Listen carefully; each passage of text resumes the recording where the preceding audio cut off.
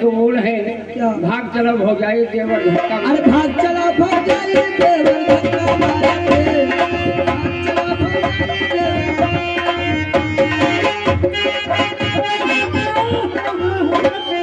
भाग जाए। अरे कच्ची सरसों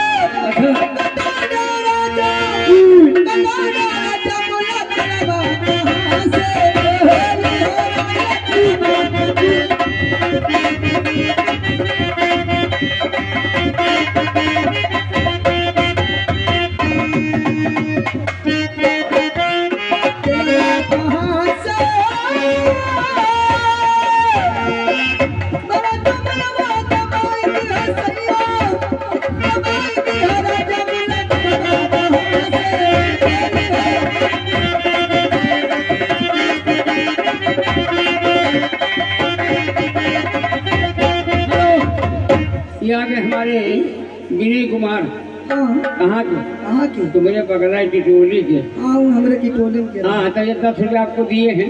और गाने को बोल है क्या? भाग चलो हो जाए देवर धक्का। अरे भाग चला भाग जाए देवर धक्का मारेंगे, भाग चला भाग जाए।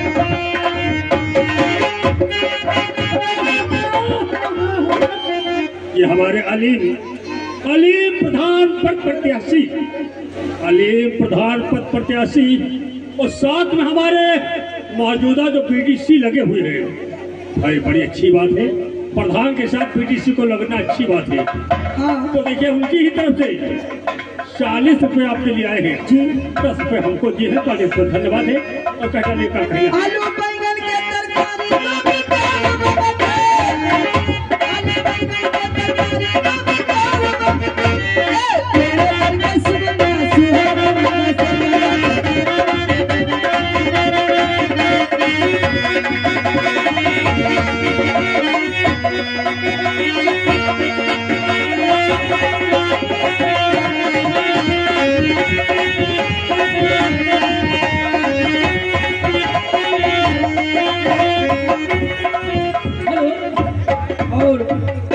आगे हमारे अलियाबाद।